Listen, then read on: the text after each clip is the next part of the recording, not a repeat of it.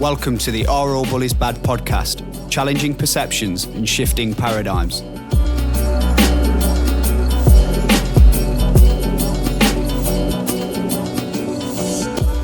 Hi guys, Simeon here again from the All Bullies Bad team. In this episode, we're going to be asking the question, are all bullies bad? I just want you to sit and think on that one whilst I hand over to Cal to do the social platforms. Yeah, guys, as always, we really appreciate your feedback and your comments. They all get read and we use them to make the podcast more relevant. So we've got the Gmail, which is the AABB@gmail.com. We've also got the YouTube channel, which we hope you guys are listening on now. And if you are, don't forget to subscribe. It's AABB Team. And then we've also got the Instagram, and it's @AABB Team. So as always, thanks for the feedback and the comments. We really appreciate it. We appreciate you listening. Mm-hmm. So let's get into it, Sim. Yeah, let's do it. We're asking a very important question here today. One where I believe it affects, well, everybody really. Yeah. If it hasn't affected you personally, I think we all know somebody that's been affected by the topic that we're going to discuss today. Yeah, for sure. So let's get straight into it. We're going to be asking a really important question around the term bully. And what we're asking is whether all bullies are actually bad. Now, I think we've all got our own interpretations of what a bully is. Yeah. And from a very young age, we're almost sort of educated that bullies, it's a negative term. Yeah. And bullies are bad people. But actually what we want to uncover today is what makes that person into a bully. Yeah. So we're not sort of associating the person to the term. Rather, what we're doing is associating the behaviour to the term. Yeah, that's right. Actually, can people change? Can a bully become? Can they rid themselves of that bullying behaviour? And where does it all come from anyway? Yeah. Yeah. Well, I think the first place we've got to go with this one is the terminology bully. What is a bully? I know you can ask a child from the age of probably say 4 or 5 that's in infant school right up to an adult who's late 90s or whatever age, what a bully is, and they'll be able to give you their definition of a bully, which is what we've all been taught. And interestingly, I looked in the Oxford Dictionary. Obviously, he's always there with the Oxford Dictionary. Simeon is, so you get used to this, guys. I try to come with a bit of knowledge. But I was looking in the Oxford Dictionary, and it actually says the terminology of a bully is a person who habitually seeks to harm or intimidate those who they perceive as vulnerable. I'll say it again. A bully is a person who habitually seeks to intimidate those whom they... I'll say it again. A bully is a person who habitually seeks to harm or intimidate those who they perceive as vulnerable. So there you have it. It's explained to you there. And I think what we normally generalize as a bully is normally some kid in a school playground who's giving someone a hard time or... Yeah, I think, And I think that's where the terminology or the ideology stems from. It's school children, isn't it? Yeah, exactly. But I think one thing that I've learned is that you can have adult bullies and you can have children bullies. Of course, yeah. So a bully is not necessarily what we believe it might be. And if we dig a bit deeper, which we're going to do today, you might find the term bully might stand for something totally different once we've finished this discussion. Or at least you guys will be more open to as a bigger area. Or you got to sort of give the term bully a broader perspective. Exactly. Like you've just said there, Sim. It's we see the term bully in our head as like a big school kid that's just bossing all these sort of the smaller school kids about. Yeah. But let's not forget that bullying happens in all areas of life, not just on the school playground. Yeah, it does. We grow into adulthood and we go off into the world of work, and it's shocking the amount of stories you hear of workplace bullying. Yeah. And more often than not, what we find is that those that are sort of bullying in the workplace, there were also bullies on the playground. Exactly. So this behaviour, it seems to me that once you get into that sort of habit of performing sort of bullying behaviour, it kind of sticks with you through life, Yeah. Well, yeah, I agree with that. But one question I'd like to ask, not to be awkward, do you think it's a behaviour that can be unlearned? Well, I think in order to answer that, you've got to really sort of go into the mindset of the bully and try and understand where the behaviour comes from in the first place. Right. What's causing it. Exactly. And try to understand what actually makes a bully, Mm-hmm.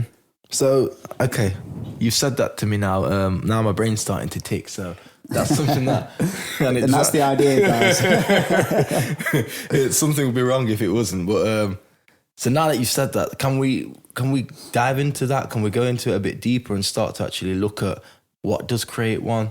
Or is it an environmental thing? I think you say the word there, environmental. I think that plays a huge part into the makeup of a bully. Right.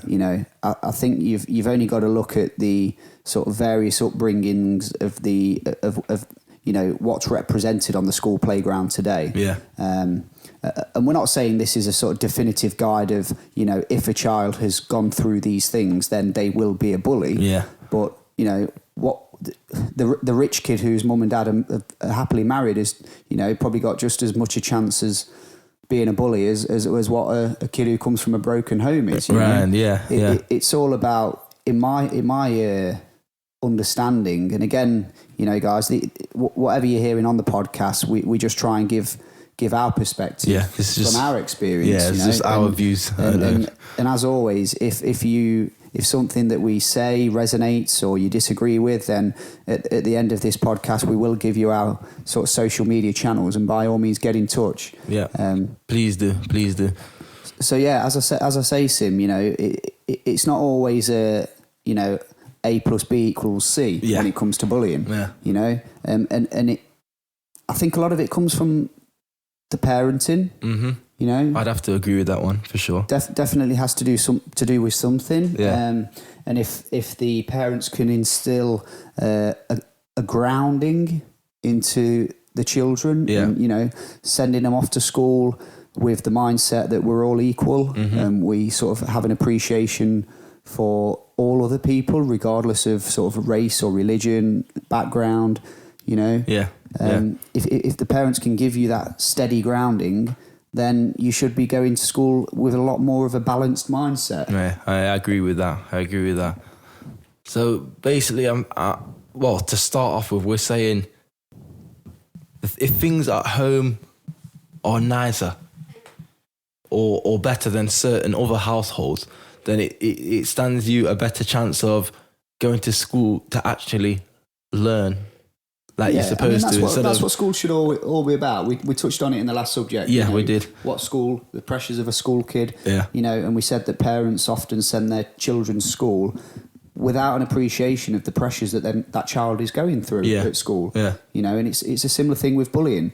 A lot of the time, as parents, we're not aware of the impact that we have on children when they're of school age.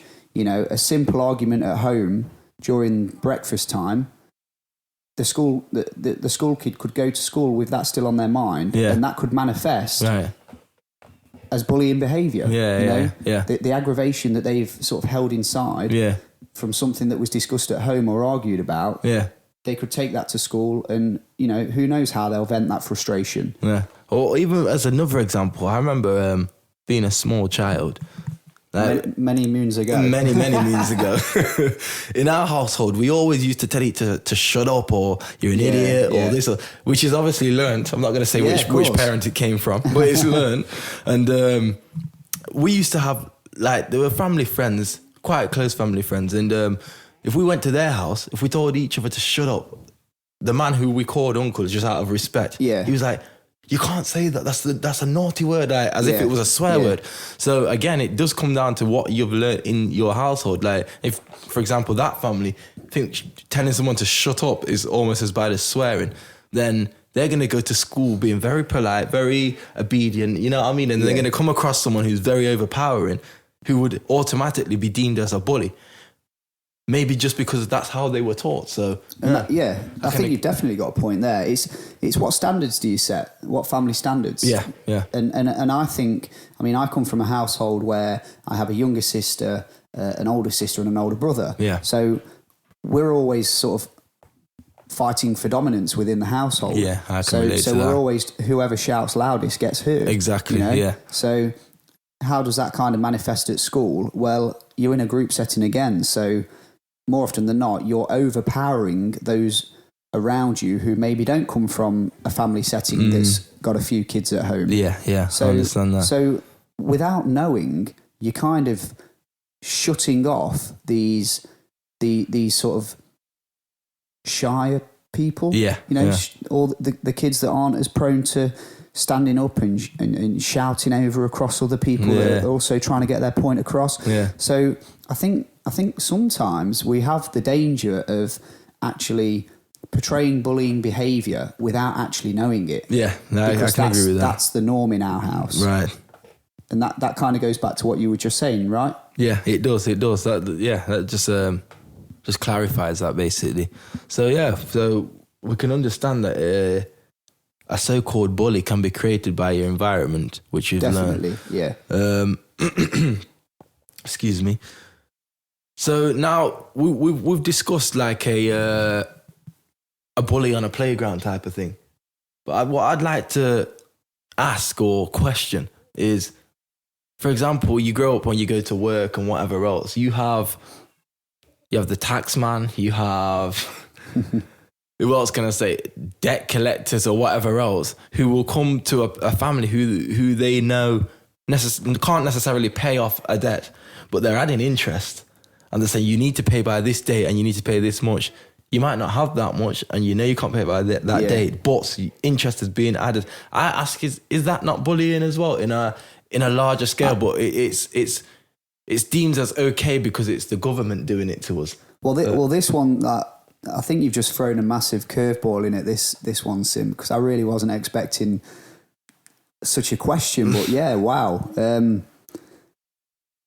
Yeah, I'm just trying to be. One word that springs to open-minded. mind there is like, okay, we target the school kids and we make bullying this big bad term because it's in a school setting. Right. We make workplace bullying a big term because it's in a workplace setting. Yeah. But what happens when it's from like a kind of governmental department, when it becomes an institutionalized issue? Exactly. Yeah. So we looked at the Oxford Dictionary there, people that, prey on the vulnerable. Mm-hmm. Well, isn't that family that are struggling to make ends meet, that are struggling to pay for maybe Christmas presents, that they just wanted their kids to have an okay Christmas, you know, and suddenly you're getting knocks at the door, you're getting letters through the post with big bold red letters saying this is the final reminder. Yeah. Why isn't that seen as bullying? Exactly. Almost harassment. Yeah, well, exactly. And that's just something, again, I'm throwing it out there. I'm just trying to be a bit more open-minded and get ideas of what other people think about that, because when I think of bullying, that's another thing that comes to mind. I've seen the many loan adverts on the TV. I'm not one to do loans myself because I know what kind of a position it can get people in. And I've seen people who have taken them and what positions they're in now. So they throw all the adverts out there. It's in your face. You need money. We've got it, kind of thing. Yeah. Then you go and take the money, and all of a sudden you don't have it to pay back because you didn't have it in the first place. Yeah. And like I said, now and to me that is worse than the playground bully or someone who's just bullying you because maybe their environment at home's not so nice. So, well, it's a little bit similar to like the whole pocket money issue, isn't it? You get your pocket money from your parents. If you were lucky to get pocket money, I don't think I ever got pocket money. I didn't get pocket money. I had to go and find my own. Then you get someone bigger to come along and say, well, you know, give me that pocket money, you know, give me your dinner money. It's a similar thing. The only thing here is that when we get older, and we're probably not as financially able as we probably once anticipated, and we do need to go to these people that have got the resources to help. Yeah, it's like they're dangling the carrot, and they're saying, you know, take the carrot, live a better life for the next sort of 5 minutes. Exactly. But by the way, when it's all coming down and you're struggling, we will hammer you and we will harass you almost to the point where, you know, you're stressing, you've got anxiety, you really feel like you're in at the deep end and there's no one to help you. We will keep bombarding you. So yeah, I mean, it's a really good point you raised there. And again, please, anyone who's got any thoughts or feelings towards this subject, please don't hesitate to make any comments or just let us know where you stand on this, basically. You know, it's an open discussion. It's just our point of views, and we're happy to hear anyone else's opinions. Yeah. And whilst you're on the subject of sort of needing extra finances to fund luxury items, let's say, or materialistic items, I'm curious because the pressures to keep up with the Joneses, let's say, lead people down into those avenues. They go down into those rabbit holes. They do. And what we're saying is when you get down those rabbit holes and you realise, actually, I've now got to pay for this thing. Yeah. And if I don't, then, you know, the pressure's on me. And that could lead to anxiety and all other stresses. So in terms of society, putting the pressure on people to look the part and to keep up the standards with their neighbours, you know, does that contribute or even promote bullying? Because I've got younger siblings who go to secondary school, and, you know, reflecting on the last podcast around the pressures of school kids, we probably didn't touch on this subject enough. Maybe not. But now we're putting the bullying spin on it. I think it's relevant to go into it a little bit more. Yeah, you know, I agree.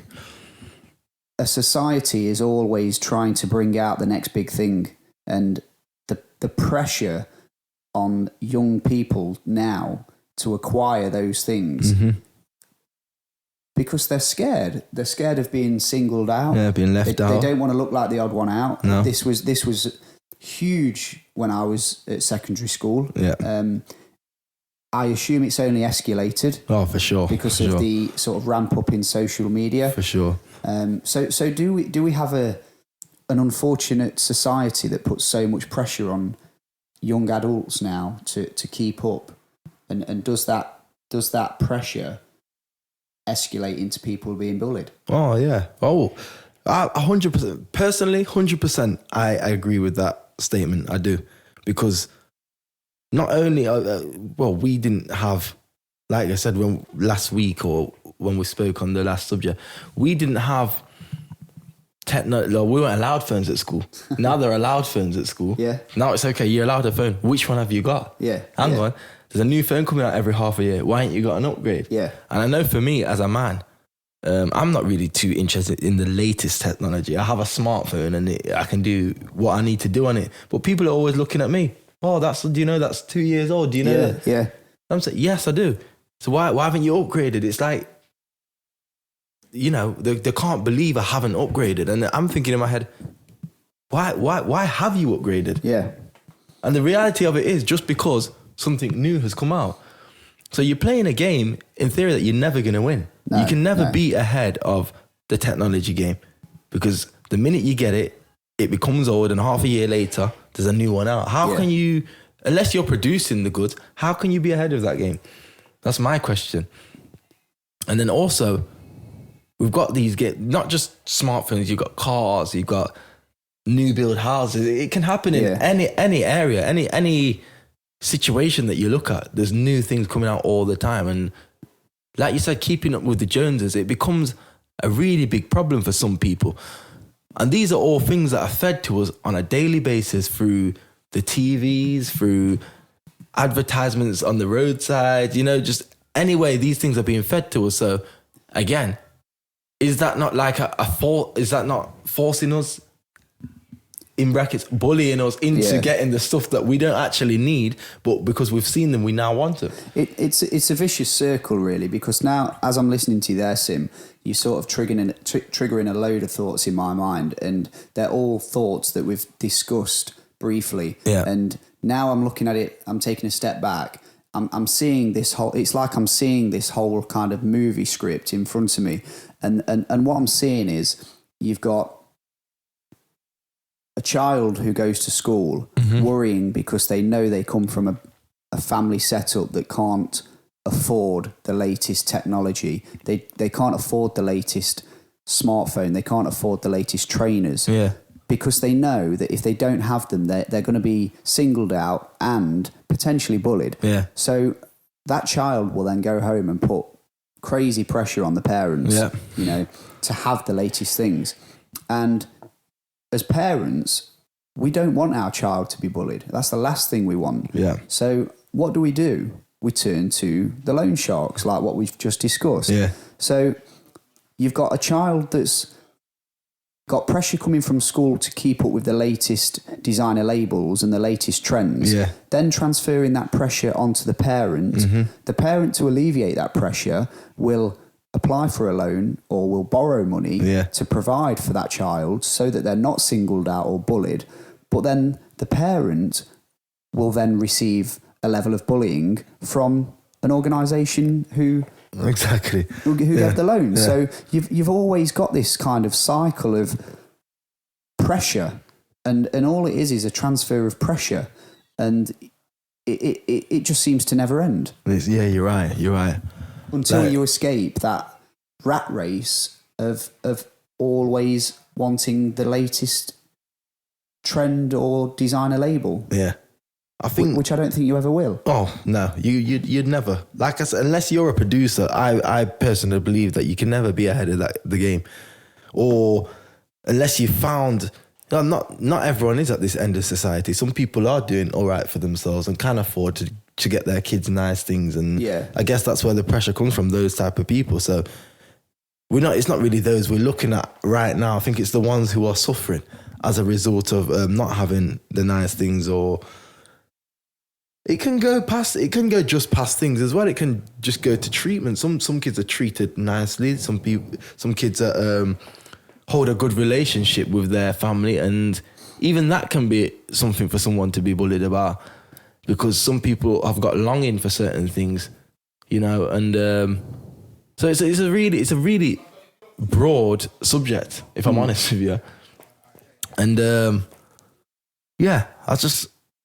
I'd really be interested to know what people outside of this conversation think about it. Yeah, definitely. Because I know, like we say all the time, it's just our opinions. These are our thoughts, and it would be really helpful to know what others feel or think, or if you've even been through these type of situations, how did you get out of it? Are you still going through it now?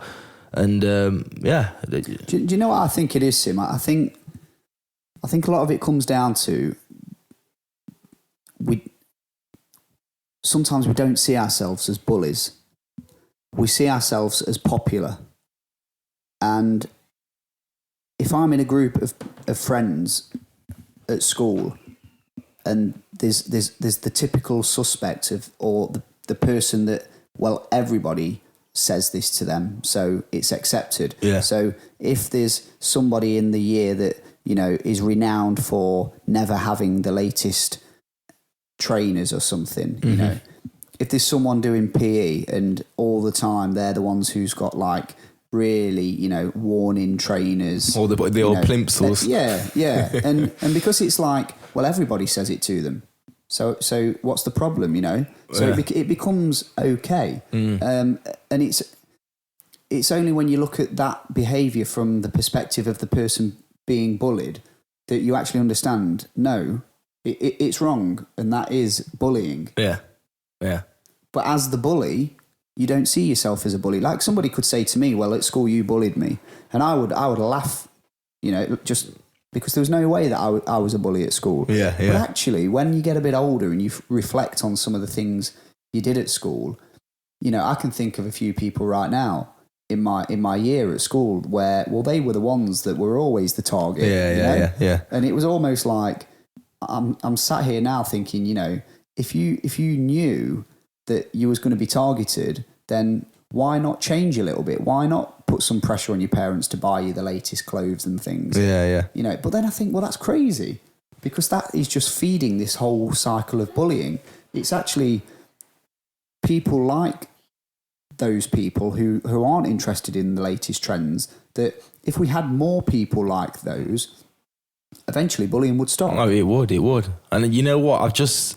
You've just triggered a memory in my mind. There's a lad in my year at school. I thought you was going to say I bullied you. Well, we can move on to that one next. But there was a lad in my year at school, and he was an absolute brain box. I kid you not. I think he always top marks in the class. Always got the... This lad in my year at school always had the top marks in class. He was an absolute brain box. And he did get a lot of stick. I remember it was disclosed that he didn't have a TV at his house. He just had books, bookcase. And obviously that's why he was smart, because he applied himself to study it. And all through year, bullied. And I found out now, we've left school, I don't even want to say, a long time ago. I found out he's probably got the highest earned job out of everyone that was at the school. Yeah. And I'm guessing he can get anything he wants. So he's now become the cool guy. Exactly. This is the problem. Which is what happens in society. I think with age you learn that. Yeah. The roles will soon reverse. But he used to nothing. Trainers, everything was just no. The style was bad. But now he's Mr. Money Man. He's Mr. Career. I've got his life sorted. So it's not everything at the end of the day. That's another message I'd like to let people know. Like, if you are going through a hard time or you're being shown a hard time, just understand that everything's only for a season. So things will turn around for you. And just a bit of encouragement, basically. Yeah, so you mentioned that, and I had the same thing at school. We had a student come over from Australia. Yeah. I think her parents had gotten a job in the UK, so she joined at my class, and straight away it was like, you know, wow, this girl's clever. Yeah. She was like head and shoulders above everyone else in the class academically. And same thing, you know, got to know her. Turned out that she didn't have a TV at home. Yeah. Her family always listened to classic FM on the radio. Yeah. She would be studying every evening from sort of like 7 o'clock onwards. Yeah. And then she'd go to bed. And the bullying began. But you know, we didn't see it as bullying. It was just like, well, this person is clearly much more academic than us, doesn't have a TV, so therefore she, you know, what is this alien who doesn't have a TV? Yeah. And that's where the bullying stemmed from, you know, the fact that she didn't have a TV. But it's quite funny because we talk about bullying as, you know, targeting those people that are more vulnerable or have less than us. Yeah. But it can be the opposite in terms of academics. You know, we single out the geeks, as you would call them. Yeah, we do. You know? Yeah, we've all been guilty of it, I'm sure. And I think deep down, part of us actually wishes that we were more like these people. Yeah. You know, we wish we had their brain power and their sort of commitment to learning. And it's only, I mean, Sim didn't give the game away, but, you know, I've been left school just over 13 years now. Yeah. And, you know, I look back and I think, you know, if I'd have applied myself a little bit more, you know, if I didn't spend so much of my time worrying about the trainers that I had and, you know, stressing about what coat I can wear to go to school in because, well, that I've had that coat 6 weeks. It's too old now. Yeah. I need something new. You know, what if those weren't the key things that I was thinking about when I went to school? What if I was going to school and actually thinking about, today I'm going to give it my utmost in every lesson and sit and listen and observe and just learn as much as I can. Yeah. But unfortunately, we don't give those thoughts because we don't. We're in a school system where materialism and having the latest things is more sort of prominent than being academically gifted. Yeah, you're right. I mean,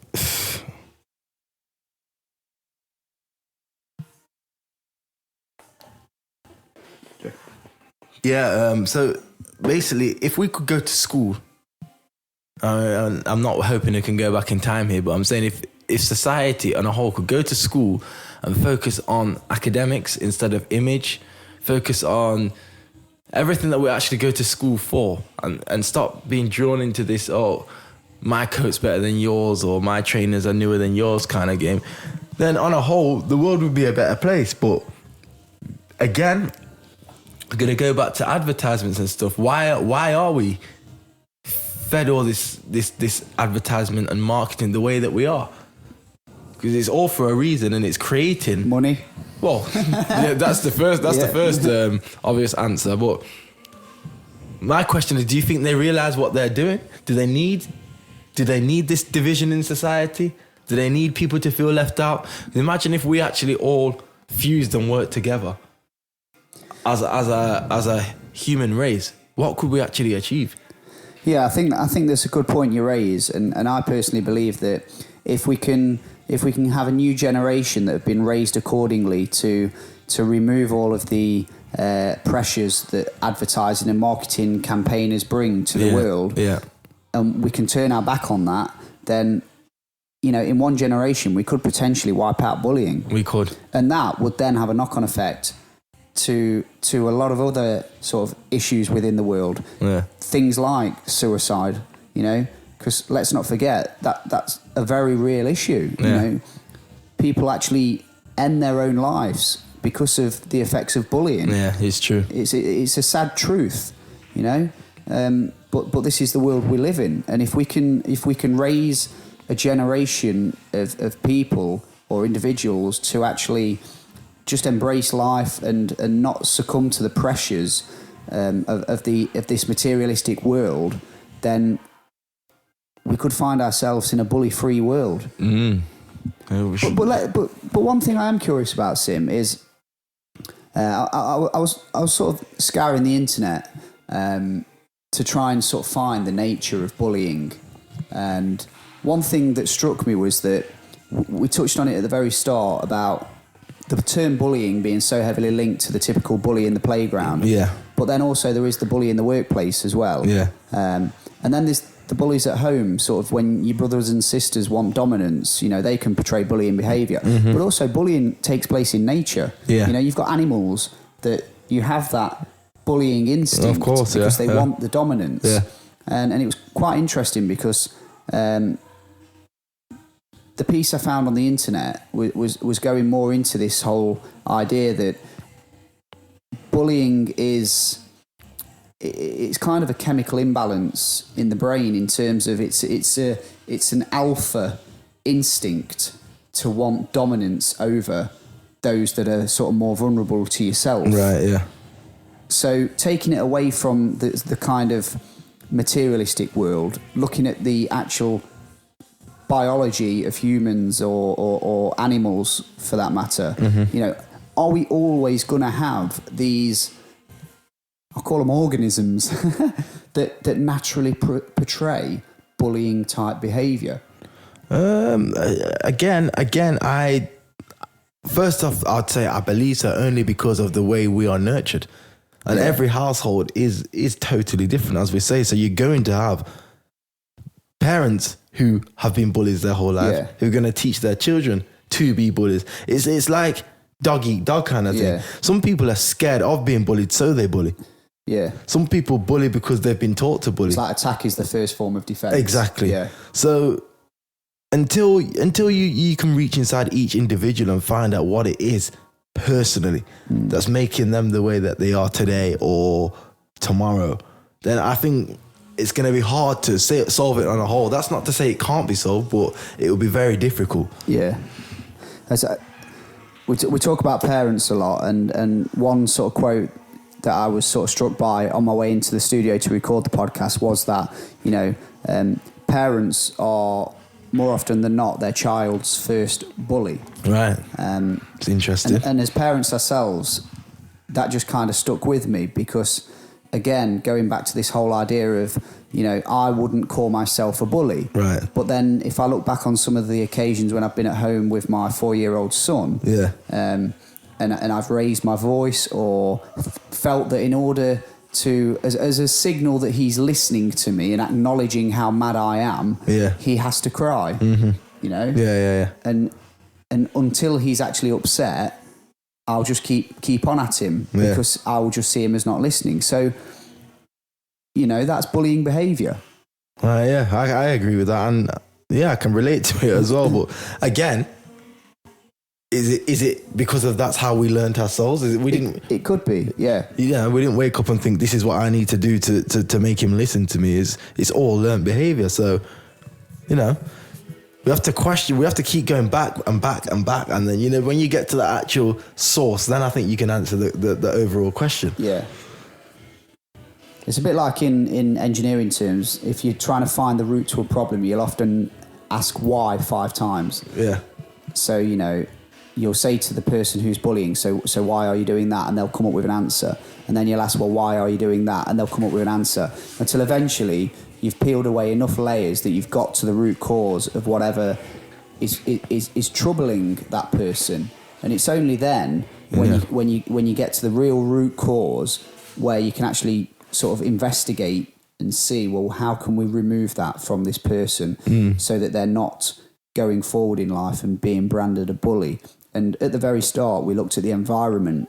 Well, this is the environment entirely. So what we're saying is, you know, if you're trying to grow a plant and that plant isn't growing, you wouldn't just chop the plant down and call it a day. You would take the plant and you would plant it in some other more fertile soil. Yeah. So you're changing the environment of that plant. Yeah.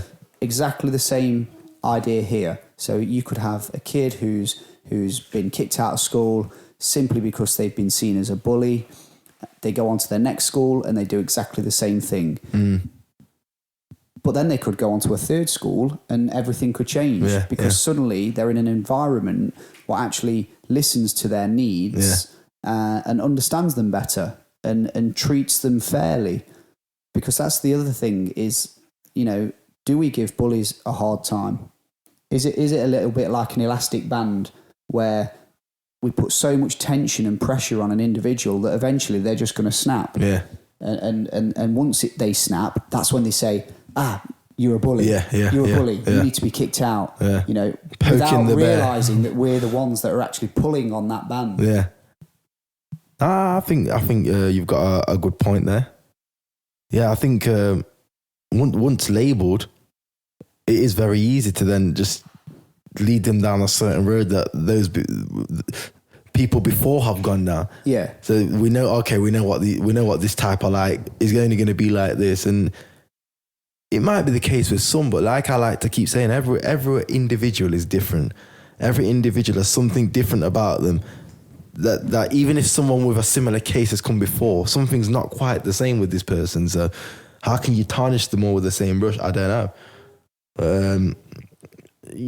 We're not in the education system or anything like that, so it's hard for me to go much deeper than that. I can only ask questions and give my opinion.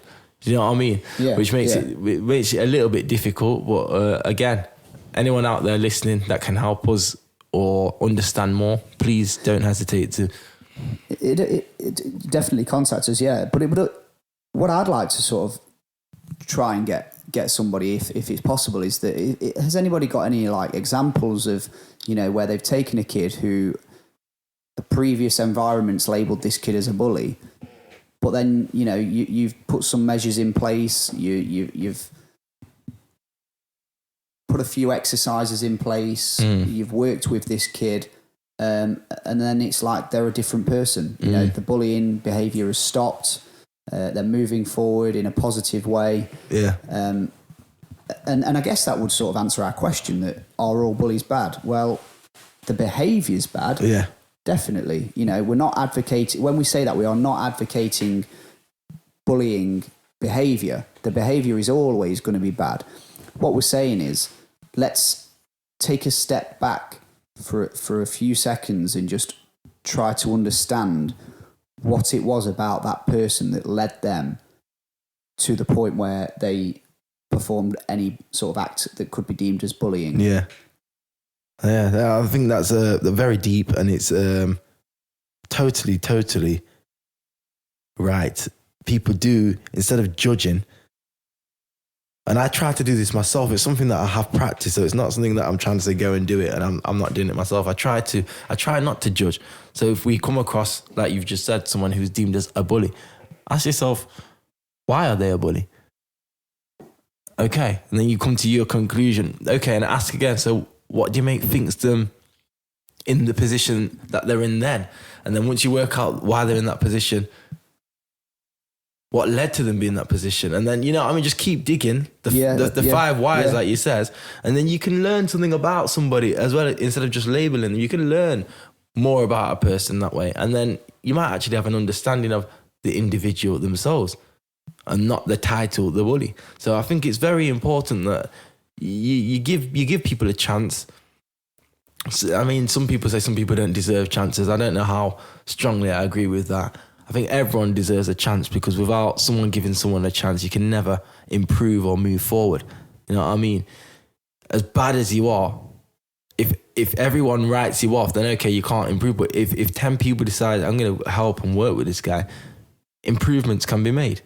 So yeah, don't write anyone off is what I'd say. Always try to offer help where you can. Don't go out of your way. Don't sacrifice yourself in doing so, but always try to offer support. I think it's that 2 second take a step back and analyse the situation.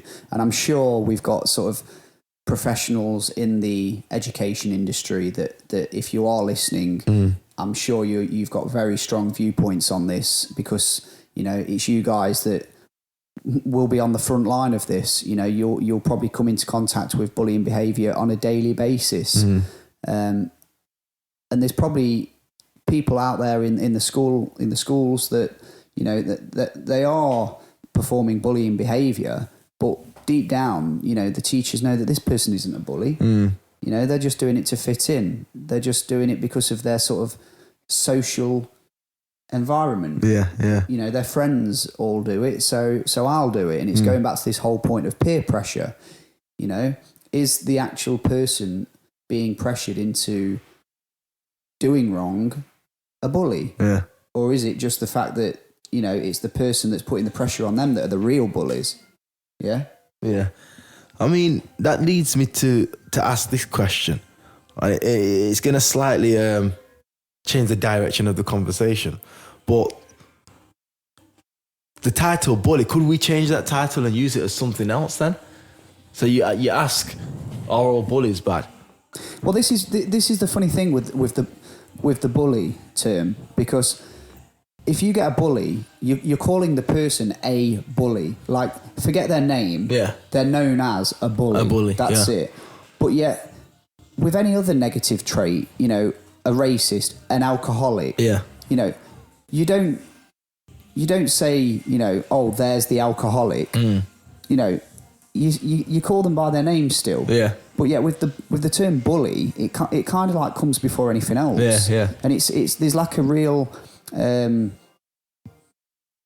sticking thing with the term bully. And I do believe that, people can change, and with the right coaching and mentoring, what was once a bully could actually become quite a positive influence in society. Oh yeah, for sure. Given the right influences. For sure. And a lot of that, does start at home. You've got to give the kids the good grounding where they know what's right from wrong. They don't succumb to pressure, whether that be from huge corporations trying to market them into wanting the latest designer clothes and technology. Yeah. So you've got to go out into the big businesses to educate them on the effects that they have on youngsters these days, and not only youngsters but on the parents as well, to buy their products. Yeah. You've got to educate a lot of people, and it takes a real sort of concerted effort by all across all spectrums of life if you actually want to look at this thing called bullying and change it. And the end goal would be to completely eradicate it. Yeah. But if we're going to do that, are we all just going to become Buddhist monks? Well, maybe so. It might be a good thing. Yeah. So, where I'll go from there is, after all we've said, I think at the end of the day, any person has it within them to change themselves. No matter what you've been through, and I know some people have been through some terrible things in life, but there's the success stories all over the place from people who came from absolutely terrible beginnings and terrible backgrounds, but because they've told themselves they want to better themselves or they want to achieve a certain thing, they've gone and done it. So being labelled a certain thing, it shouldn't mean anything to you. And I know it can be hard, it can be very, lonely, and it can seem like it's the end of the road type of thing, but just have that belief in yourself to understand and know that anything that you put your mind to as a human being, you can do it. And it's as simple as that for me. I guess for me to wrap up really is we've spoken a lot about the bully, but what we've probably not spoken much about is the person on the receiving end of that bullying behaviour. Mm-hmm. So one thing I'd stress is, don't ever feel like there's nowhere or no one to talk to. The teachers will, if you speak to them, they'll give you the time and they will do whatever's necessary to ensure that those experiences of being bullied will end. By whatever means necessary. The same with your parents. Don't be afraid to go home and tell your parents that you're being bullied. I mean, it's every parent's nightmare. Yeah, of course, to have their child come home and admit that they're being bullied. But much rather have your child tell you they're being bullied than feel like they've got to keep it all inside, because that's the issue. We're in a world where people keep problems to themselves, and this leads to other problems. Mental health, we've got a huge thing about mental health at the minute, and stress and anxiety, particularly in the male population, where we're seen as the sort of the alpha male, where you're not someone who struggles with pressure. If someone's bullying you, then you'll just take it on your shoulders and just keep it to yourself, because then it will make you a little bit less manly if you admit that you're being bullied. When actually, in my opinion, it makes you a lot more of a man if you can actually go through the courage of talking to someone about it, and having a conversation and opening up about it. Because, like I say, the person bullying may not even know that they're bullying you. They may see it as just normal behaviour, and until they're made aware of it, they can't do anything about it. That's true. So never feel that you're alone or that there's nowhere to turn or no one to talk to.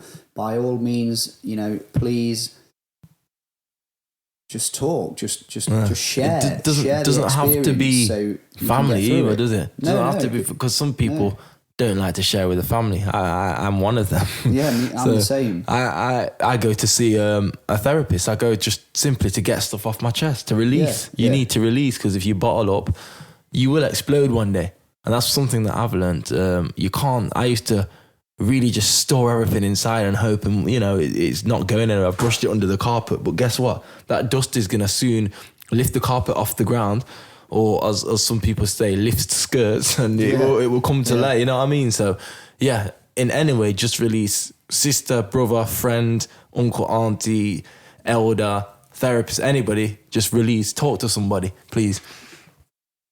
Okay, guys, so we hope you've maybe not learned a lot, but I hope we've just opened your eyes a little bit to actually what makes a bully, and just giving you that breathing space to actually step back and ask yourself, are all bullies bad?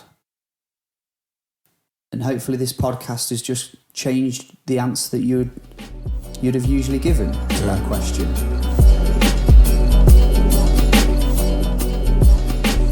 Okay, guys, that's a wrap. So thank you very much for tuning in again. As always, your support is really appreciated. We really, really do like the feedback that comes through. It helps us make the podcasts even more relative. So if you do have any feedback or comments, I'll hand you over to Sim to take you through our social media platforms. Yes, thank you again, guys. And our platforms are First, we've got our email. It's the AABB team. That's the AABB team at gmail.com. We're also on YouTube. You can catch us at AABB team. Please subscribe to our channel. Also, we're on the Instagram, and it's the AABB team again. That's the AABB team, YouTube, Instagram. Thank you, guys. Cheers, guys.